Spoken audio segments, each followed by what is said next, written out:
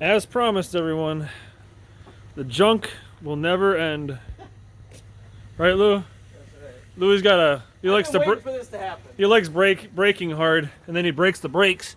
So I don't know if you can see that very well, but it's a nice big old pile of. And I'm always broke, so it's cool. Nice big old pile of brake fluid dripping down there.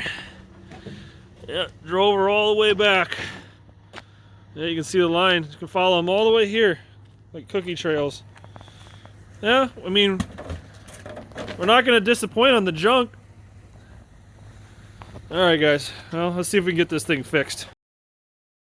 What up, YouTube? Back again. Junk driving.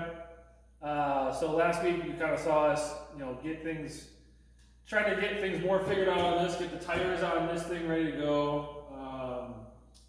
Cleaning the tires, cleaning the rims. Louis was cleaning the race car. Kind of getting that kind of situated. He got the rear end a little bit more buttoned up and started to do the fuel tank and putting that kind of back together, but Louis was cleaning that out, but he kind of got that done on the side there.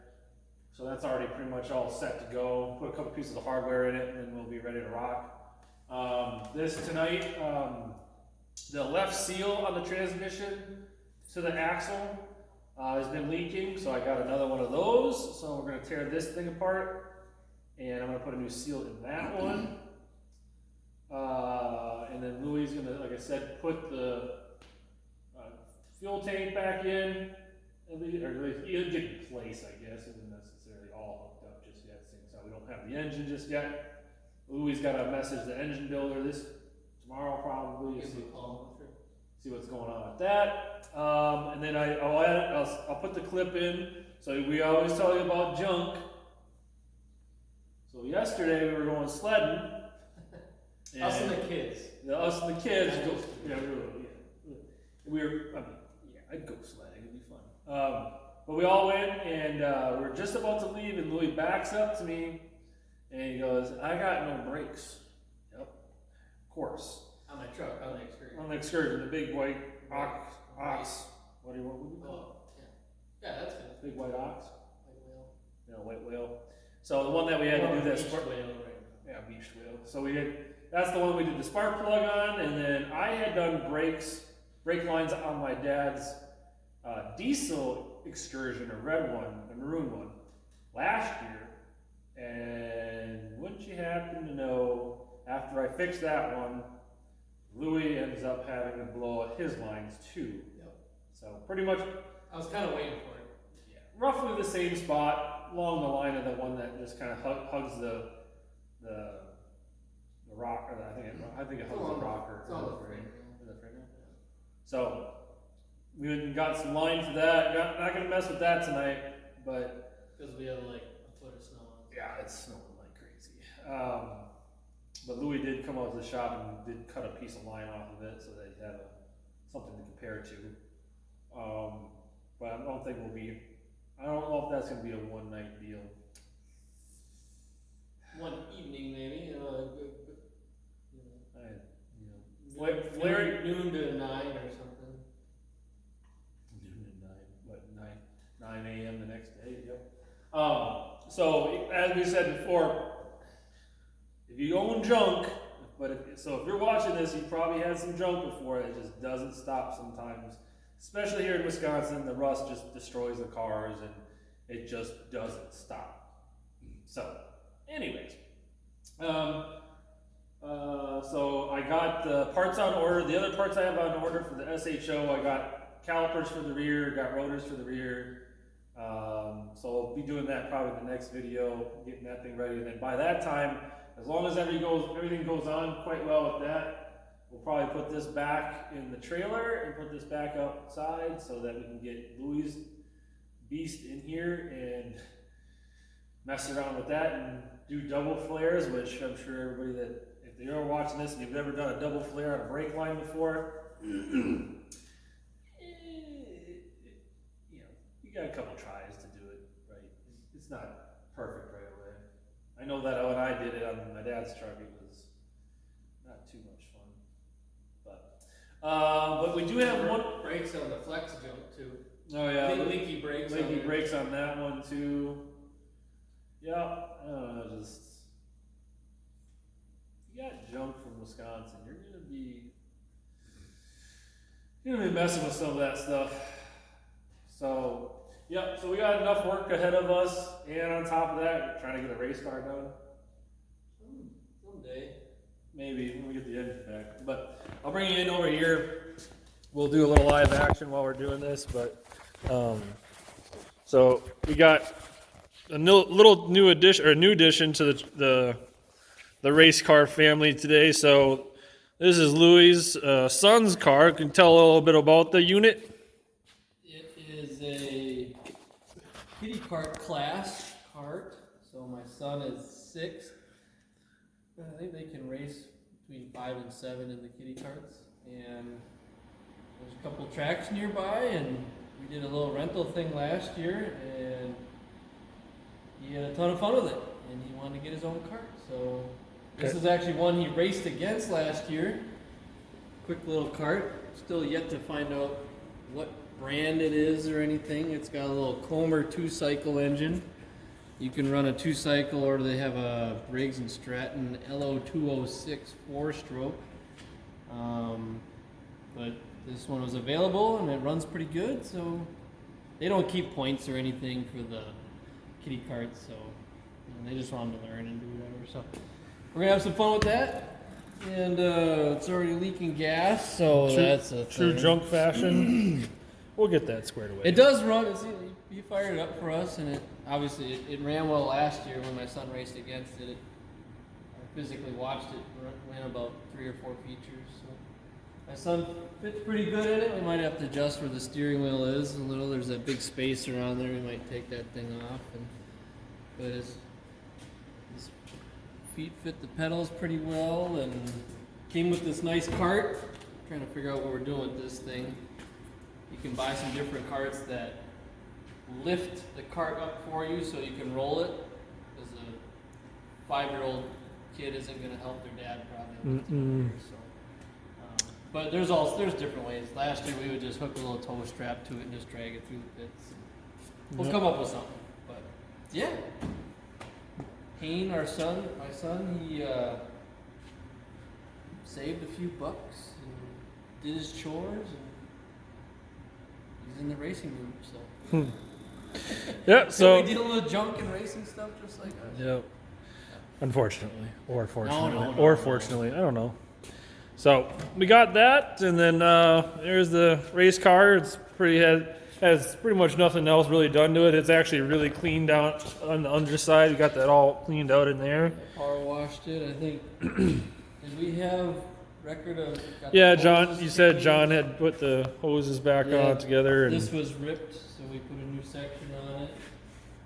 And I guess we pretty much just power washed it last time, huh? Power washed the radiator because those get full of rubber and all sorts of stuff. So we actually power washed it from the backside this way.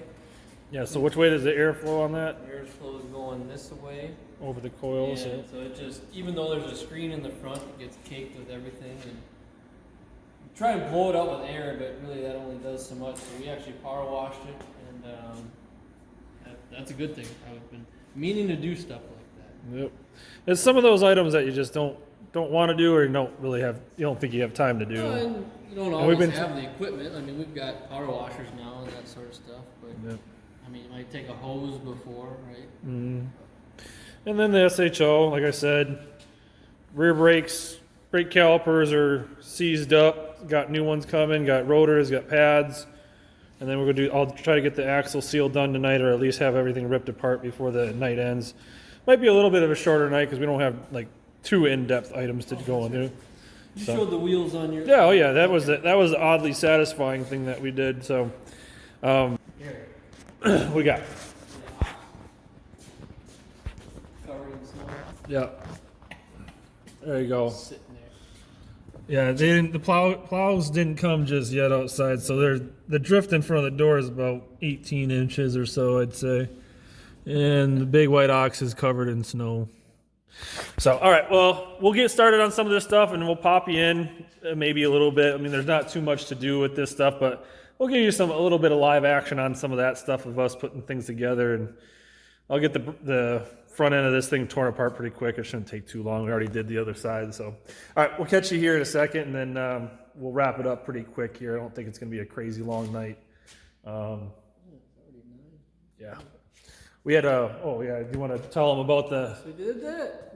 the Fox River Racing Club club meeting, monthly meeting, riveting stuff. So it was a little bit more subdued this time. yeah, they had a vote for the vice president of the group and talked about, you know, some of those when you go to the racetrack, I guess a lot of people don't know the ins and outs of like actually what happens and how it's divided between the track and the actual group that runs the racing weekly there, because they're together, but they're definitely disconnected. They're two different entities when it comes down to running it. So there's got to be a lot of sponsorship dollars come in, a lot of decisions made. There's a lot of rules, things that they have to go through in the off season that you might not think about. So it's just one of those little items that you annoyingly have to go do, especially in some of the smaller stuff. It's, you know, it's like, you know, the meetings that are just kind of feel obvious, but in actuality, you do need to have these meetings to make sure that the playing field is fair. Everybody knows the rules. They can share it down the line. You got people running the money in and out, obviously, of this, and keeping on task is just small. It seems weird and kind of goofy that you do it as grown people with this small thing like this, but it needs to be done. Well, I mean, there's a few dollars that are floating around there, and like you said, it's you know, the track being clear with the club and the club being clear with the track, and who's doing what. Because the club is basically renting the track and running the program, but there are some funds that are shared, right? Upper gate, pit gate, food, sponsors. Yeah. So you know, we try and put on a good show and at least get together and, you know, bitch. Yeah, everybody complains about it, but they don't want to be the actual people making the rules. So that's a hard position for those guys to be in, as like the president, the vice president, the treasurer, because it's just, they have to hear everybody complain about everything, but the other people don't offer the solution. They just complain about the problem. So I commend those guys to like deal with some of the people that they have to. It's not as fun as you'd think it would be. Sure. It's just it's a management position. Yeah. You know. It can be a pissing match sometimes with those guys too. So. Yeah, which is they all got their point. Yep.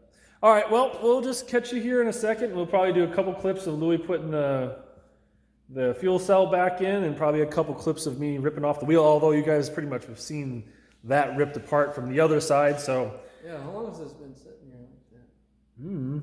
It should be done next week, so we'll take a look. I should have all the parts tomorrow, so I might run out here and just throw everything on, because everything's already apart on the outside here. So put that all on there and you know, get that thing down on the ground and out of here, because I mean, I want to. We got more junk to roll in here. Yeah, too much junk, and I don't want to do the other one with the brake line, because brakes are not fun. Brakes are always last. All right, we'll catch you in a second.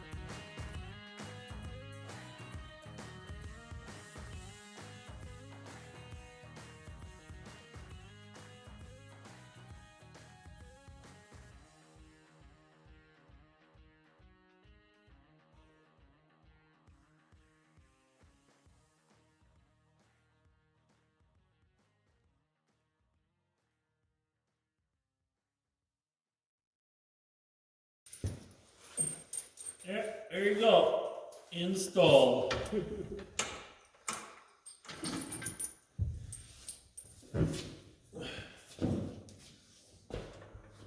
All right, guys, we're back.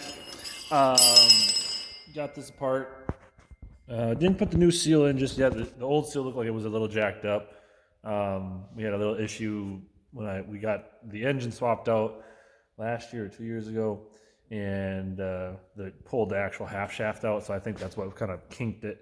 Obviously, it doesn't. It's all messed up now because we had to take the seal puller to pull the seal out, and that's how that goes when you do that. You just destroy the heck out of it. So you just use one of these, and you get around inside of there, and you just kind of pull on it and just kind of get around the edges and just yank it out. Little tech tip, half shaft's got a little C-clip on the end of it. So you can see right there, you can see that little C-clip right there. Yeah, right there. You see that one on there, so it's held in a little bit. So then we just use the pickle fork to kind of get behind there and just give a little pressure to pop it off. That worked really well. Other than that, though, struggled a little bit to get the tie rod off, so the boot's a little tore up, but that's not going to be a big deal. But yeah, I'll get back out here tomorrow or the next day. And I'm off all next week, so then I should be able to get quite a bit of items done on it. Put the brakes on it, bleed the brakes, put all this back together, put the seal in, and hopefully I have no more leaking transmission for this trip. So, all right, stay tuned. So you guys just saw the fuel cell go in. Pretty standard stuff. Just put the bolts in, balanced it on there with the jack. So that's pretty much set. Louis kind of messing with that right now. Get back over by him, see what he's doing. All right. What you just putting some of the lines on, or what you doing? Yep, put the lines on. Oh, we'll get over the overhead shot again. Yeah, try a little rerouting of some of these hoses. Trying some different stuff. Yeah, what do you got? What's that one there? This is the vent. Why do you want the vent? Well, so as the fuel leaves the tank, if you don't have any air that fills that cavity back up, it's just going to create a vapor lock, essentially, this type of situation. The fuel won't flow anymore. So keep it vented. It's just open to air back here. And then And that comes out on this little cap right there in the back of the car. Yep. And this is the fill location. Last year we had from the quarter panel fill, so we can fill right from the fender. Yeah, you can see that. We had the But traditional. it's actually part of the rules in the track we're gonna be racing at this year at WIR that you can't use a quarter panel fill. So this is a threaded top here, so we're just gonna put a cap on here and spill gas all over the place. So this is the fuel line. So we had this tank all apart. You remember from a couple previous videos, we power washed the foam that was in it and put it all back together. It went together really nice. Looks really good. We power washed the whole thing, so it's nice and clean. And got some fresh hardware, cleaned everything up. Got our lines kind of rerouted. These are some of these other lines under here are for the quick change. So I might put those on quick. We'll see. We got so much adjusting and stuff we're gonna have to do back here. Leaving them off might be kind of handy, but thought we could actually butt something up. This is actually done. There was something we actually could check the box. Yeah. Yep, that is done. These are all race tight. Everything's tight. Yeah, so we could probably put a wrench on these and crank them down a little. yeah, we'll put a nut and bolt check though before we get on the track, regardless. So even if we do it now, we're just gonna make sure you go back over everything just to make sure, because otherwise, like everybody goes, "Oh, I'll get back to that," and then they, you don't get back to it. It's a good habit to kind of make things tight like right away, but it's part of our normal routine anyways to nut and bolt check all the time. So it's there's things that come loose every race, and there's things that stay tight all season long. But we'll spend at least probably a whole shop night nut and bolt check before we go take the stage. All right, well, I think that's pretty much for the wrap for the night.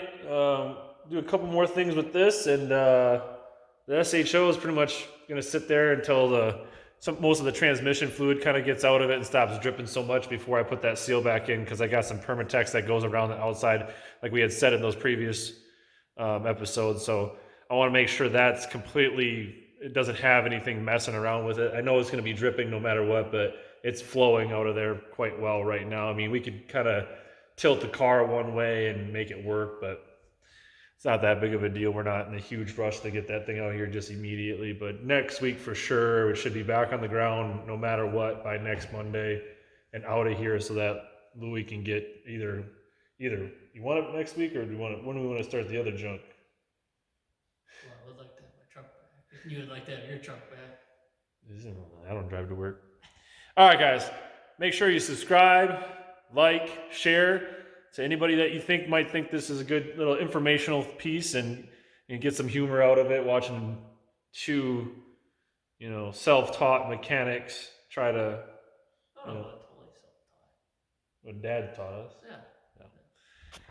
Well, get out there and wrench, have some fun, go buy some junk, learn some stuff, and you know what? You're not the only person out there wrenching on junk. So, all right, guys, have a good night. We'll talk to you next week.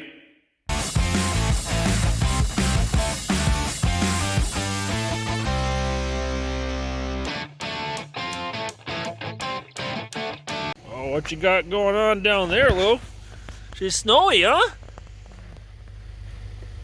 Put a little PB blaster on that Union. Oh, creeper works in the snow well, doesn't it? It was thought it'd be too easy to work on the truck inside, so we're gonna do this fucker right out here.